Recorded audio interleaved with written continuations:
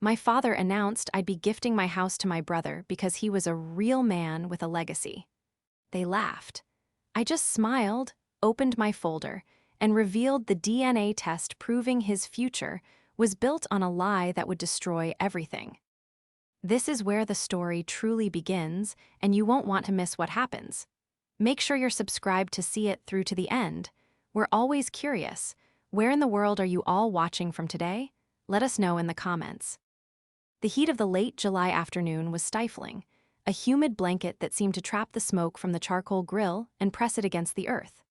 It was the kind of day where the air shimmered above the pavement, and sweat beaded on your skin the moment you stepped outside.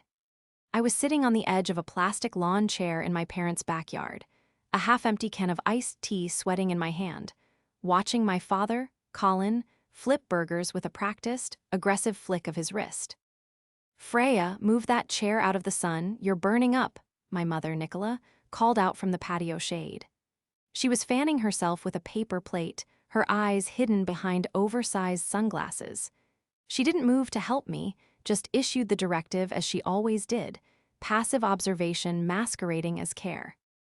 "I'm fine, Mum," I said, though I wasn't. My head was pounding, a dull throb behind my eyes that had started the moment I pulled into the driveway. Barnaby, my 12-year-old rescue greyhound, lay panting softly at my feet. He was the only reason I remained calm in these settings. His long, bony snout rested on his paws, his milky eyes tracking the movement of a squirrel on the fence. I reached down and stroked his velvet ears, grounding myself. Right then, Colin bellowed, clapping his tongs together. "Everyone gather round. Food's almost up, but I've got a bit of an announcement first." My brother, Simon, and his wife, Vanessa, were seated at the main patio table. Simon looked smug, a permanent expression on his face these days. He leaned back, one arm draped over the back of Vanessa's chair. Vanessa, radiant and undeniably beautiful in a floral maternity dress, rubbed her swollen belly with a performance of maternal bliss that seemed directed entirely at an invisible audience. I stood up, dusting off my jeans. I assumed this was about the baby.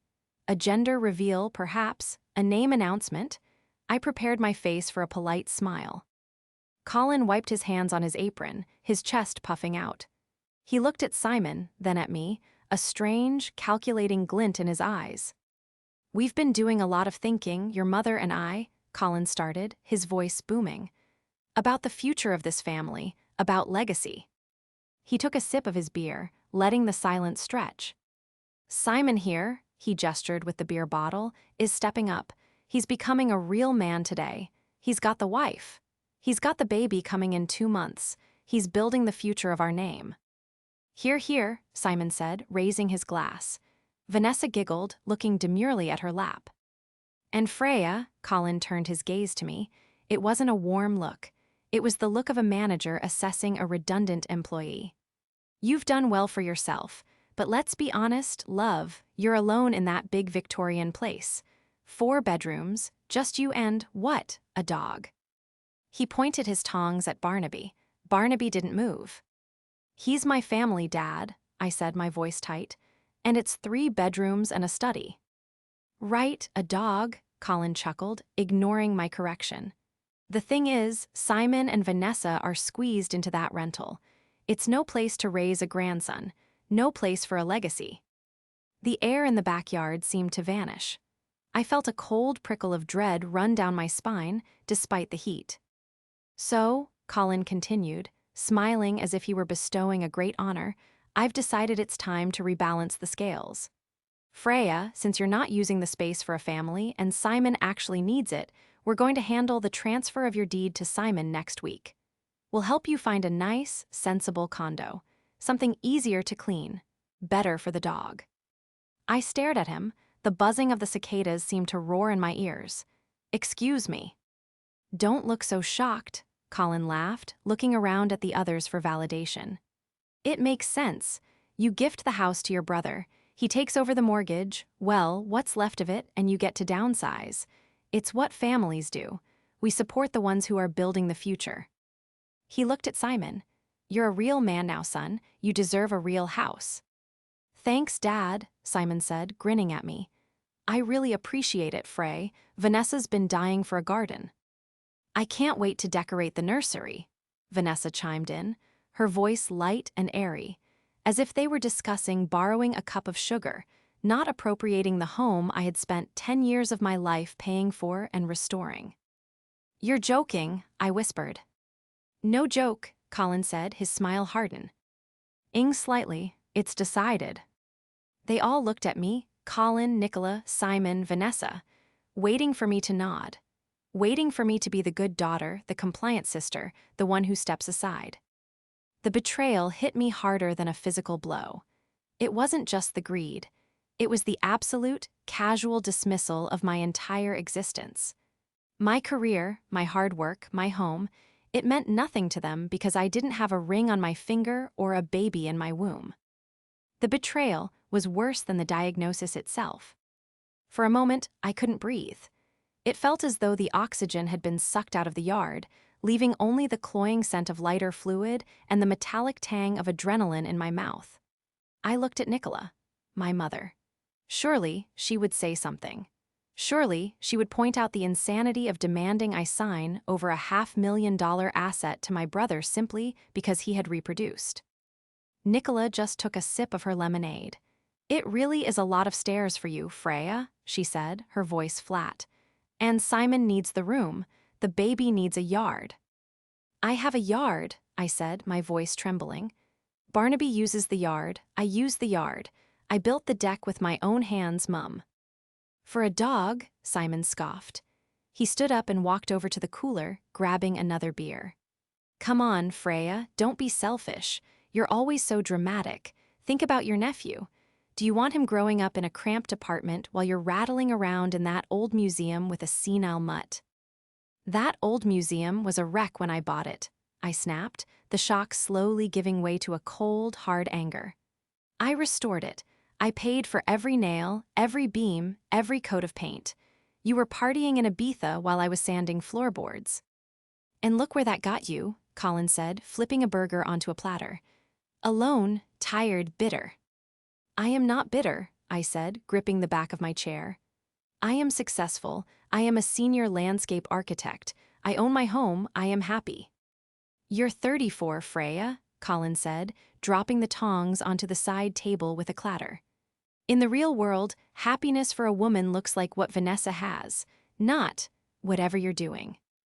Vanessa looked up at me, her eyes wide and innocent, but there was a smirk tugging at the corner of her lips. She knew exactly what she was doing. She had been complaining about their apartment for months, dropping hints about how lovely my guest room was, how the light in my sunroom would be perfect for a crib. It's just a house, Freya, Vanessa said softly. Family is what matters. We just want what's best for the baby. By stealing my home, I asked, looking directly at her. Stealing is a harsh word, Simon said, stepping between us. It's a reallocation of family resources. Dad agrees. It's not a family resource, I shouted, causing Barnaby to scramble to his feet, whining softly. It is my resource. My name is on the deed. Mine, not Dad's, not yours. Colin's face turned a shade of purple that matched the stakes he was ignoring. And who co-signed that loan 12 years ago, eh? Who helped you with the down payment? You gave me £5,000, Dad, I said, lowering my voice to a dangerous calm. I paid you back within 6 months, with interest. And I refinanced the loan into my name alone 3 years ago. You have no legal claim. Legal claim, Colin spat the words out like poison. Listen to her. Lawyer talk. Is that how you treat your father, after everything I've done? I'm talking about moral obligation, Freya, duty. He walked over to me, invading my personal space. He smelled of sweat and cheap beer.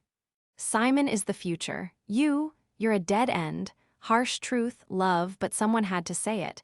Now you will do this. We've already spoken to the solicitor about drafting the transfer papers. I looked at them, really looked at them. They weren't my family. They were a pack of wolves, and they had decided I was the wounded deer. They thought I was weak because I was quiet. They thought I was pliable because I had spent my life trying to please them. But as I looked at Vanessa, rubbing her belly with that self-satisfied smirk, my mind flashed back to something I had seen 3 weeks ago. Something small. Something insignificant to anyone else. A receipt falling out of her purse when she came to use my bathroom. A receipt for a parking garage at a hotel in the city, dated for a weekend when Simon was supposedly on a boys' fishing trip, and Vanessa was supposedly visiting her sick aunt in Leeds. And then there was the phone call I had overheard earlier today, just before I walked into the yard. Vanessa hissing into her phone, "He can't know. The dates don't match up perfectly, I need to fudge it." I looked at Simon, puffing his chest out, convinced he was the king of the castle. "You're right, Dad," I said, my voice suddenly incredibly soft. "Legacy is important." Colin blinked, surprised by my sudden shift in tone. "Exactly. Glad yo. You are seeing sense. It's crucial to know exactly what we are building on," I continued, reaching down to pat Barnaby's head. "I need to go. I have things to check." "Don't run off," Colin warned. "We're eating." "I've lost my appetite," I said. "I'll think about your proposal." I turned and walked away, Barnaby trotting faithfully at my heel. As I reached the gate, I heard Simon laugh. "She'll fold. She always does. She just needs to go cry into the dog's fur for a bit." "Good job, son," Colin replied. "She just needed a firm hand." I closed the gate behind me, my hands shaking not with fear, but with a cold, terrifying clarity. They thought they had won. They thought they had broken me. But they had forgotten one crucial thing. I was an architect. I knew that if the foundation was rotten, the whole house would come down, and I was the only one who knew where the cracks were. To understand why this demand was not just an insult, but a desecration, you have to understand the house. Yes, capital H. I bought it 10 years ago. It was a Victorian terrace that had been abused by landlords for decades. The roof leaked, the floors were spongy with rot, and the garden was a graveyard of rusted appliances and bindweed. I was 24, fresh out of my master's, and determined to build something of my own. For 5 years, I didn't take a vacation. I didn't buy new clothes. I ate instant noodles and worked 60-hour weeks at the firm, then came home and worked another 4 hours on the house. I learned to plaster. I learned to tile. I learned how to restore sash windows so they didn't rattle in the wind. Barnaby came into my life during the 3rd year. He was a retired racer, dumped at a shelter because he was too slow. He was skinny, anxious, and scarred. We were a pair. We sat on the unfinished floorboards, eating pizza, listening to the rain hit the new roof I had just paid for. That house wasn't just bricks and mortar. It was the physical manifestation of my independence. It was proof that I didn't need a husband to be secure. I didn't need my father's approval to be successful. And now, Colin wanted to take it and hand it to Simon. Simon, my older brother by 2 years, the golden child. Simon had been an athlete in school, the popular boy, the one who could do no wrong. If Simon failed a class, it was the teacher's fault. If Simon crashed his car, it was the road's fault. Colin had bilaid him out of debt 3 times. He had paid for Simon's wedding to Vanessa, a lavish affair that cost more than my down payment. And now, here was the primary antagonist of my life, not my father, but the woman pulling his strings. Vanessa. Vanessa was 26, a former receptionist at the gym where Simon worked as a fitness consultant, a job he held sporadically. She was petite, blonde, and possessed a weaponized fragility. She knew exactly how to play Colin. She called him Daddy Colin and deferred to him in all things, stroking his ego until he purred. I sat in my car, parked 2 streets away from my parents' house, shaking. I couldn't go home yet. The adrenaline was still coursing through me. I thought about Vanessa. Since she announced the pregnancy, she had changed. She had become sharper, more demanding. The sweetness was still there when men were in the room, but the moment she was alone with me, the mask slipped. "Must be lonely," she had said to me last Christmas, looking around my living room. "All this space, no one to share it with." "I like the quiet," I had replied. "It's selfish, really," she had murmured, touching a vase I had brought back from a trip to Japan. hoarding all this wealth. Simon says you make more money than him. It doesn't seem fair, does it, when he works so hard? She had been planting these seeds for months, but it was the urgency that was new. Why the rush? Why did they need the house now? I pulled out my phone and looked at the photo I had taken of that receipt 3 weeks ago. The Grand Hotel, Manchester, July 4th, 6th. Simon had been in Scotland fishing with Colin that weekend. I knew this because Colin had posted endless photos of them on Facebook holding trout. So Vanessa was in Manchester, alone, unlikely. And then there was the conversation I had overheard today. The dates don't match up perfectly.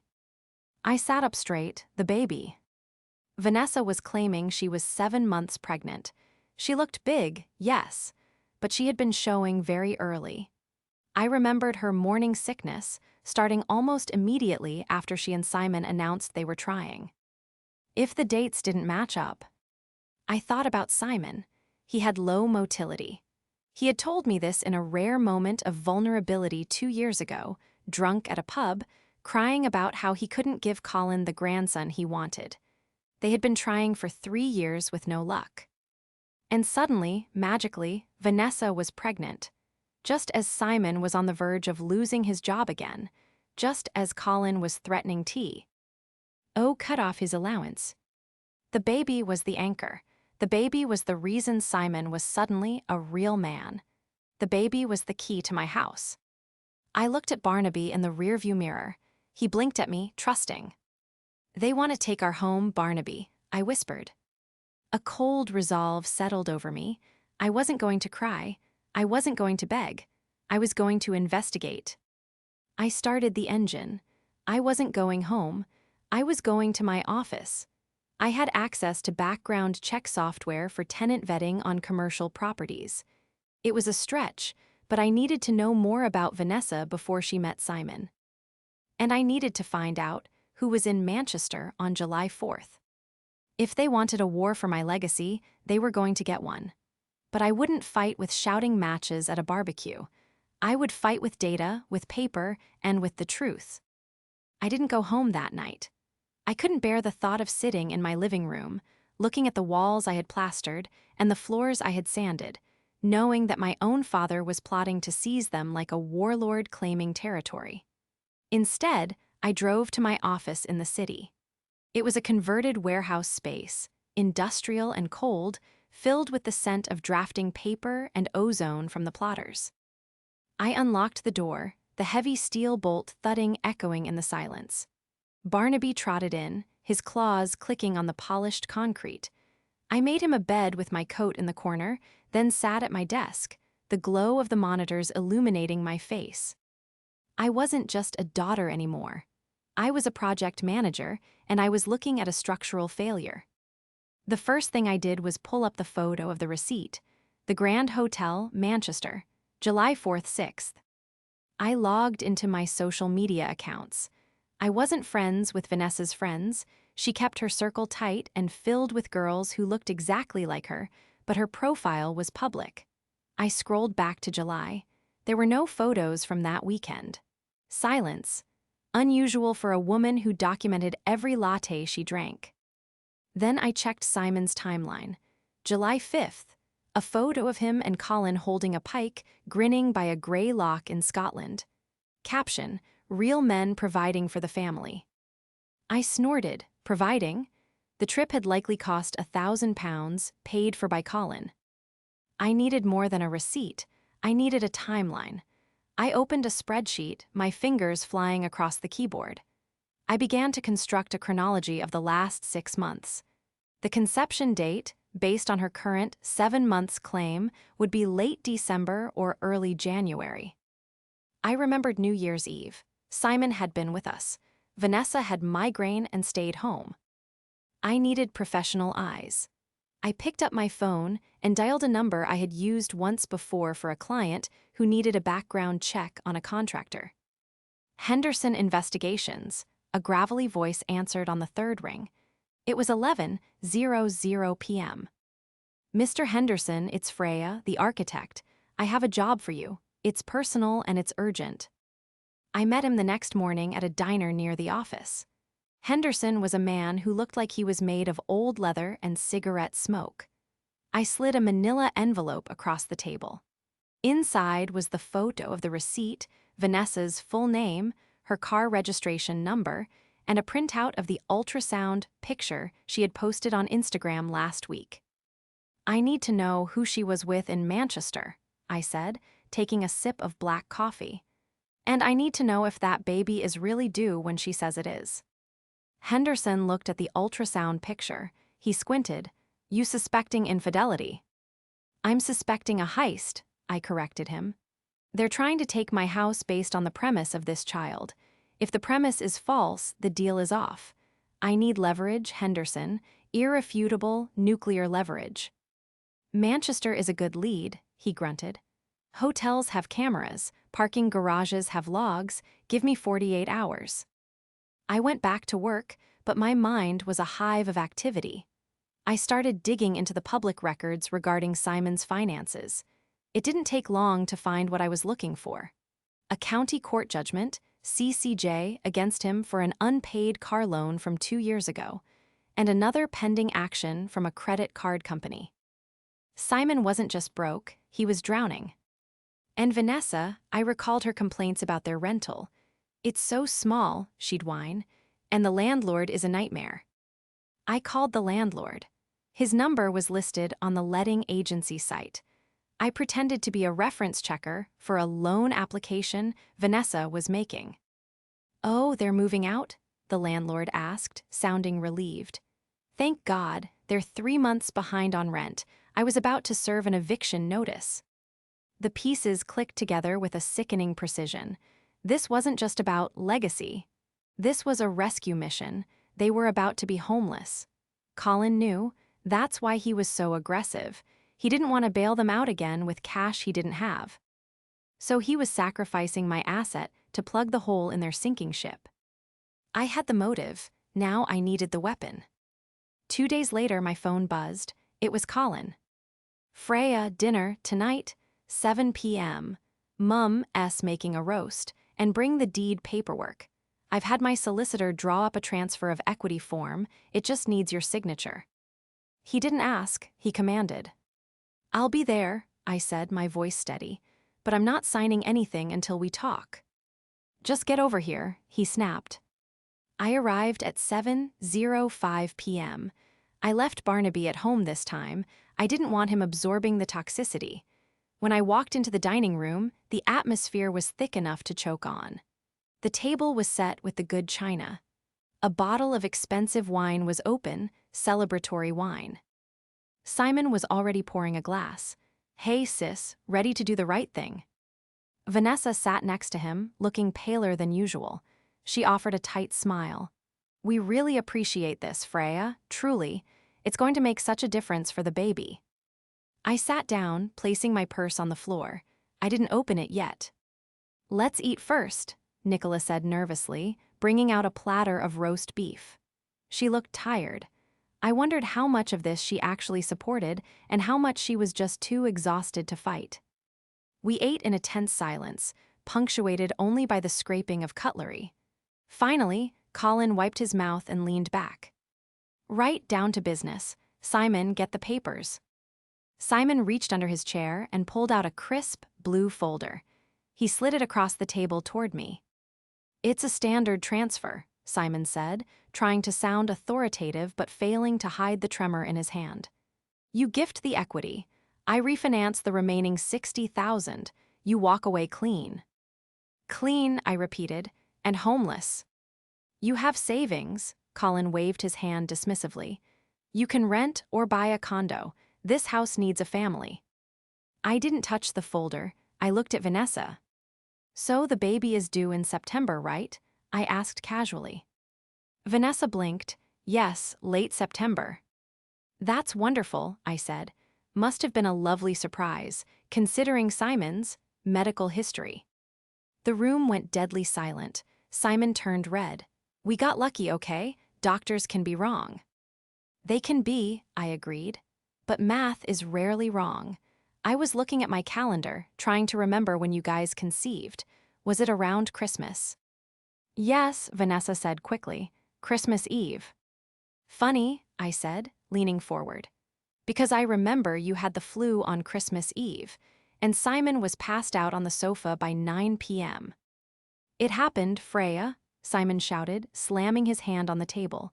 Why are you obsessed with our sex life? Just sign the damn papers. I'm not obsessed with your sex life, Simon, I said, my voice cooling to absolute zero. I'm obsessed with the truth, because if I'm giving you a £500,000 asset, I want to be sure it's actually going to my family. How dare you, Colin hissed, his face darkening. Are you implying? I'm implying nothing, I cut him off. I'm asking about Manchester. Vanessa dropped her fork. It clattered loudly against the china. Manchester, Simon asked, frowning. What about Manchester? July 4th weekend, I said, locking eyes with Vanessa. You were in Manchester, the Grand Hotel. I was visiting my aunt in Leeds. Vanessa squeaked, her voice jumping an octave. Did your aunt stay at the Grand Hotel? I asked. Because I have a receipt with your name on it. It was a spa weekend. Vanessa blurted out, her eyes darting to Simon. I needed a break. I didn't tell you because I didn't want you to think I was spending money we didn't have. A spa weekend, I repeated. Alone. Yes, alone, she cried, tears instantly welling up. I was stressed. I wanted to relax before the baby came. Why are you doing this? Colin, she's attacking me. Colin stood up, his chair scraping violently against the floor. That is enough. You ungrateful, jealous cow. She went to a spa. So what? You're trying to destroy their marriage because you're miserable and alone. Sign the paper, Freya. Now, or so help me God, you are no daughter of mine. I'm not signing, I said, standing up to meet him. Not until I see a paternity test. Get out, Colin roared, pointing at the door. Get out of my house, and don't come back until you've come to your senses. You have until Friday. If those papers aren't signed by noon on Friday, I will sue you for the initial deposit I gave you. I will drag you through court until you're bankrupt. You can try, I said, grabbing my purse.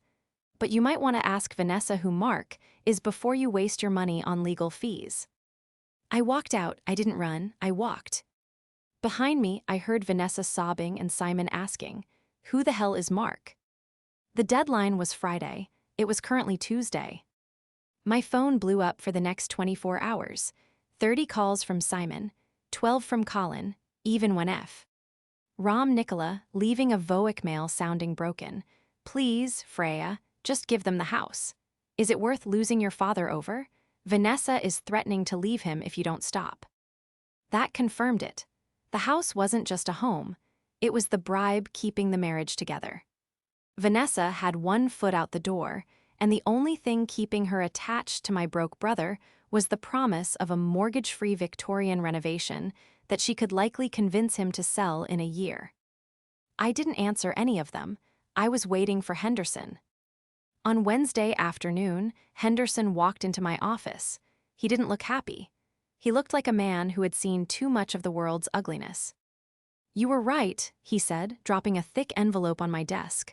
About everything. He sat down and opened his notebook. Manchester wasn't a spa trip. It was a rendezvous. Guy's name is Mark Sterling. He's 45, divorced, owns a chain of car dealerships in the north. Flashy guy. He slid a series of photos across the desk. They were grainy, taken from a distance, but clear enough. Vanessa and a man, Mark, walking hand in hand into the hotel. Vanessa kissing him at a cafe table. But that's not the killer, Henderson said. This is. He pulled out a stapled document. She used an online service for a NIPP test, non-invasive prenatal paternity. High-end stuff. Draws blood from the mother, isolates fetal DNA. She did it 3 weeks ago. Probably when she realized the baby might come out looking a bit too much like Mark, or maybe Mark was demanding proof before he committed to leaving his own situation. How did you get this? I asked, stunned. She's careless, Henderson shrugged. She used her main email address for the account creation, but she used your mailing address for the physical results. Did you check your mailbox on Monday? My blood ran cold. No, I use a PO box for work, and I haven't checked the house box in days because I've been staying here. Well, the courier dropped it off. I intercepted it before your brother could swing by to check on the house. It's unsealed. I opened the document. It was technical, filled with genetic markers and probability percentages. But the summary at the bottom was in plain English. Alleged father, Simon redacted last name, probability of paternity, 0%. Alleged father, Mark Sterling probability of paternity, 99.99%. She had tested both. She knew. She absolutely, 100% knew that Simon was not the father. And yet, she was sitting at my parents' table, rubbing her belly, demanding my home as a legacy for a child that wasn't even related to us. There's more, Henderson said. I did a bit of digging on Mark Sterling. He's currently going through a messy asset division with his ex-wife. He can't have Vanessa and a new baby complicate his settlement. He likely told her to handle it until his divorce is final. Hence, Vanessa needing a place to stash herself and the kid. Your house is her waiting room. I felt a wave of nausea, followed instantly by a surge of power. I held the folder in my hands. It wasn't just paper, it was a demolition order. I looked at the calendar, Friday, noon. I picked up my phone and sent a text to the group chat. Colin, Nicola, Simon, and Vanessa. I've thought about what Dad said. You're right. Family comes first. I'm ready to sign. Come to my house on Saturday for a barbecue. We'll do the handover then. I'll even have the notary present. The replies came instantly. Simon, finally, smart choice. Colin, good girl, knew you'd come around. 1 p.m. Vanessa, thank you, Freya. You're going to be the best auntie. I stared at the screen. Best auntie. You going to burn them down? Henderson asked, watching me. No, I said, placing the DNA test into a fresh, crisp presentation folder. I'm going to nuke them from orbit. I spent the next 2 days preparing. I didn't just want to win, I wanted to ensure there was no coming back from this. I cleaned my house until it sparkled. I mowed the lawn. I set up the patio furniture. I bought steaks, better steaks than Colin ever bought. I wanted the house to look perfect. I wanted them to see exactly what they were losing. On Saturday morning, I dressed in a sharp, tailored linen suit. I wasn't dressing for a barbecue. I was dressing for court. Barnaby sensed the energy. He paced around the kitchen, his tail wagging nervously. It's okay, boy, I told him, clipping on his leash. Today, we take out the trash. At 12:55 p.m., their car pulled into my driveway. I watched from the kitchen window. Simon got out first, looking triumphant, almost strutting. Colin followed, carrying a bottle of champagne. Vanessa waddled out last, wearing white, looking like the picture of innocent motherhood. They walked up the path to the house I had built. They thought they were walking into their new life. They had no idea they were walking into an ambush. I led them to the patio. The garden was in full bloom, the hydrangeas boo. Arsting with heavy blue heads, the jasmine climbing the trellis I had built last summer filling the air with a sweet, intoxicating scent. It was a scene of perfect domestic tranquility, a stark contrast to the violence I was about to inflict on their reality. This is nice, Freya, Vanessa said, running a hand over the teak dining table. We'll probably replace this with something more kid-friendly. Plastic, maybe, but the garden has potential.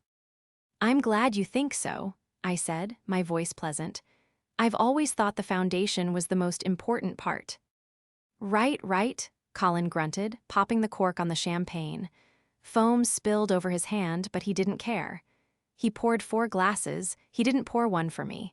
Let's get the ink on the page first, shall we? Then we toast the new homeowners.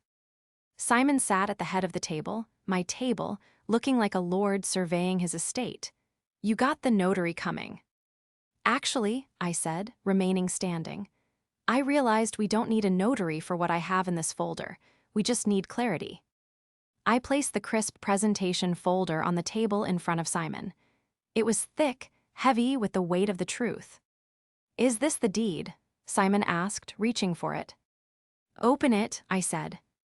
The air was still. A bumblebee buzzed lazily around the lavender bushes. Barnaby sat by my side, his body pressing against my leg, a warm, solid presence. Simon flipped the folder open. The first thing he saw was the photo of the receipt. "What's this?" he frowned, squinting at the paper. "The Grand Hotel, Manchester. What is this, Freya?"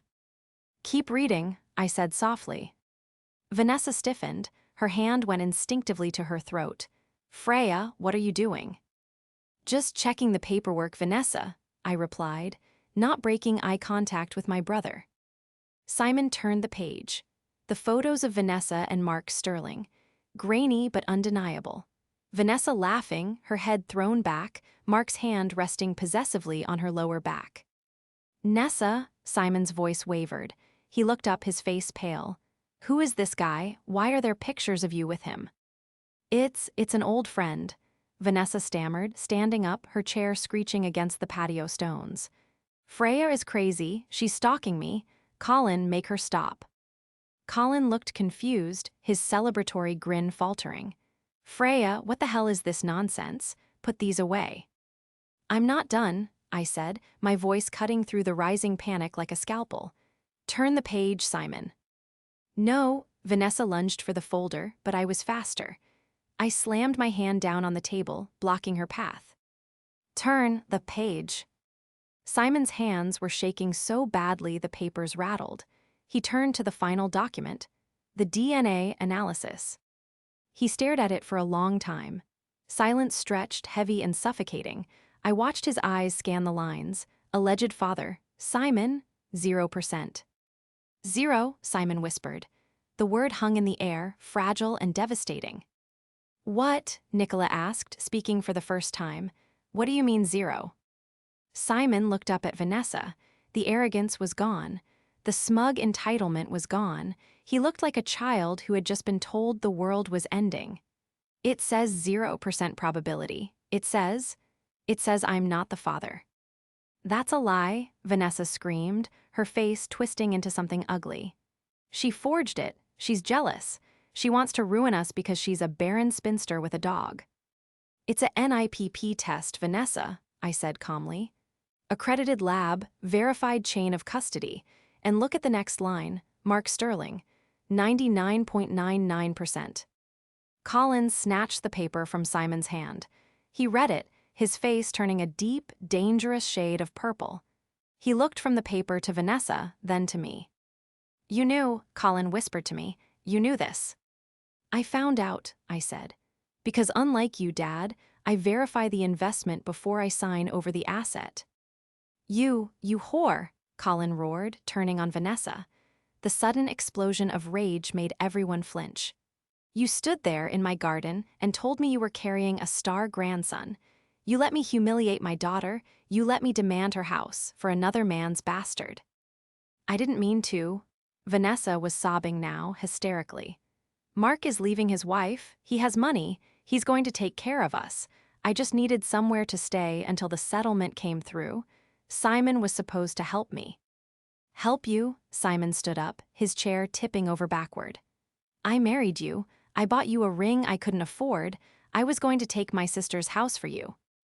"You were broke anyway," Vanessa shrieked, dropping the mask entirely. "You're a loser, Simon. You can't keep a job, you can't pay your bills, and you can't even have kids. Mark is a real man, he owns dealerships, he has a future." The words hung there, echoing the exact insults Colin had thrown at me days ago. Real man, future. I looked at Colin. He looked old, suddenly incredibly old.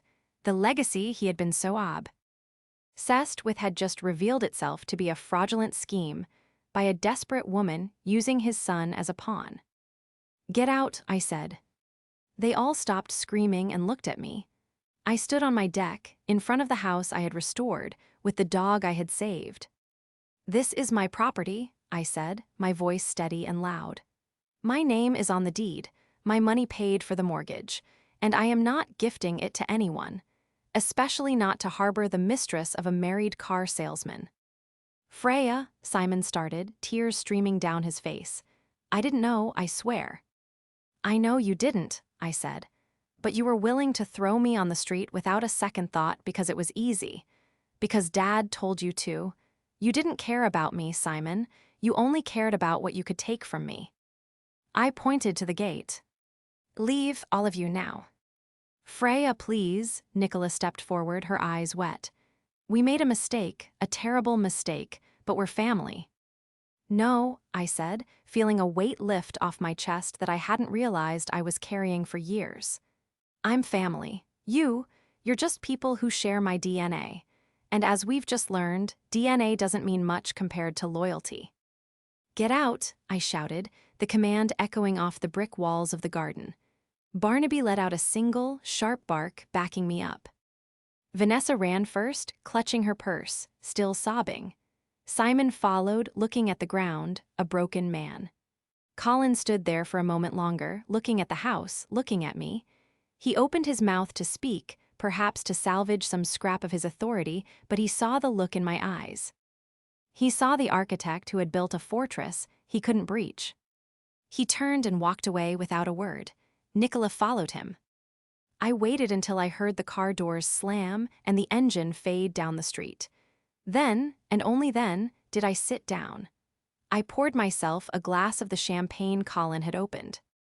I raised it to the garden. To us, Barnaby, I whispered, and to the legacy of not putting up with anyone's garbage. The fallout was swift and absolute. In the weeks that followed, the silence from my family was deafening, but it wasn't the silence of abandonment, it was the silence of shame. I heard through the grapevine, mostly from a sympathetic aunt who had never liked Colin's bluster, that the implosion was total. Simon filed for an annulment based on fraud. Vanessa moved back in with her parents. Apparently, Mark Sterling wasn't quite as ready to leave his wife as he had promised, especially when faced with the publicity of a paternity scandal. Colin was the one who suffered the most, strangely enough. His reputation as the patriarch, the man who controlled his family and secured his legacy, was shattered. He had been played for a fool, and everyone knew it. He stopped going to the pub. He stopped posting on Facebook. He shrank. As for me, I didn't feel guilty, not for a second. I spent the rest of the summer finishing the garden. I installed a small water feature in the corner, a bubbling stone fountain that Barnaby loved to drink from. I sat there in the evenings, watching the sunset, feeling a profound sense of ownership. This space was mine, not because I had been given it, but because I had defended it.